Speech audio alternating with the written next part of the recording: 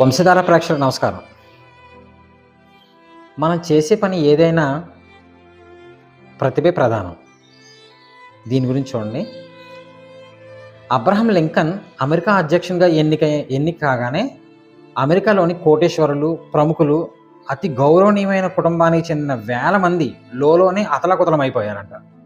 ఎందుకంటే లింకన్ తండ్రి వడ్రంగి పనితో పాటు చెప్పులు కుట్టి జీవించేవాడు. అలాంటి వృత్తి చేసేవాడి కొడుకు తమ దేశానికి అధ్యక్షుడా? అతని హయాంలో తాము జీవించాలా? అది తమకు తలవంపులు అన్నది వారి బాధ. అమెరికా సెనేట్లో అందరూ ప్రముఖ వ్యాపారవేత్తలు, అత్యంత ధనవంతులను. లింకన్ అధ్యక్షుడిగా ప్రమాణ స్వీకారం చేసిన తర్వాత సెనేట్ను ఉద్దేశించి తన తొలి ఉపన్యాసాన్ని ప్రారంభించాడు. ప్రసంగం ప్రారంభమైన కొద్దిసేపటికే ఎంతో గర్విష్టి అయిన ఓ కోటేశ్వరుడు లేచి తన బూటుని అందరికీ కనిపించే విధంగా చేతితో పట్టుకుని వాటిని గాలిలో ఊపుతూ బిగ్గరగా అరుస్తూ లింకన్ ప్రసంగానికి అడ్డు తగిలాడు. మిస్టర్ లింకన్, నువ్వేదో అనుకోకుండా అధ్యక్షుడు అయ్యావు, కానీ నీ తండ్రి చెప్పులు కుట్టేవాడు. ఆ విషయాన్ని ఎప్పుడు మర్చిపోకు. మీ నాన్న మా కుటుంబంలో ప్రతి ఒక్కరికి చెప్పులు బూట్లు కుట్టాడనేది వాస్తవం. ఇదిగో నేనిప్పుడు చూపిస్తున్న బూట్లు ఒకప్పుడు మీ నాన్న కుట్టినవే అని అరిచాడు అతడు. అతడి మాటలు విన్న సెనేట్లో ఉన్న వారందరూ కళ్ళున నవ్వారు. అలా నవ్వడం ద్వారా తాము కూడా ఆ కోటేశ్వరుడితో పాటు లింకన్ని దారుణంగా అవమానించగలిగామని సంతోషించారు. లింకన్ కొన్ని క్షణాలు తన ప్రసంగాన్ని ఆపి మౌనంగా నిలబడిపోయాడు. అతని కళ్ళల్లో నీళ్లు తిరిగాయి.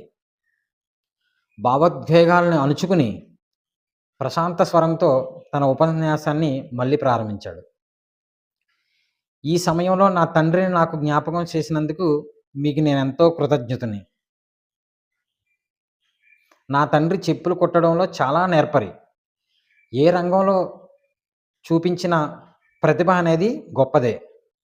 నేను అధ్యక్షుడిగా నా తండ్రి తన వృత్తిలో చూపించినంతటి ప్రతిభను చూపించడానికే ప్రయత్నిస్తాను అన్నాడు. ఒక్క క్షణం ఆగి తన గంభీర స్వరంతో, ఇంతకుముందు ఈ పెద్ద మనిషి చెప్పినట్లే మా తండ్రి వారి కుటుంబంలో అందరి చెప్పులు కుట్టాడు.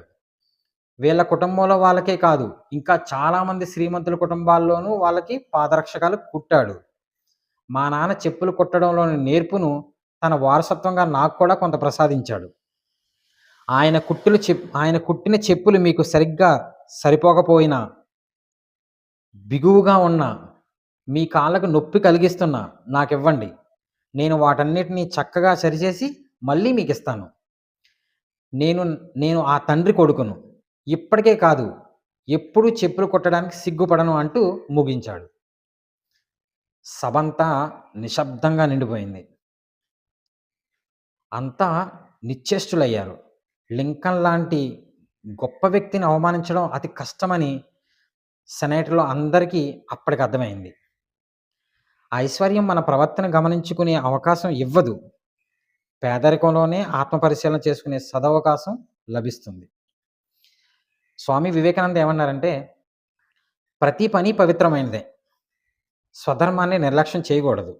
స్థాయిని బట్టి కాకుండా చేసే పనితీరుని బట్టి వ్యక్తిని అంచనా వేయాలి. నిరర్ధకమైన ప్రసంగాలతో కాలం గడిపే అధ్యాపకుడి కన్నా చెప్పులను అందంగా, మన్నికగా, సాధ్యమైనంత వేగంగా కొట్టగలిగే వ్యక్తి వృత్తి ఆయన వృత్తిరీత్యా ఉత్తముడు, ఉన్నతుడు అని స్వామి వివేకానంద అన్నారు. Thank you.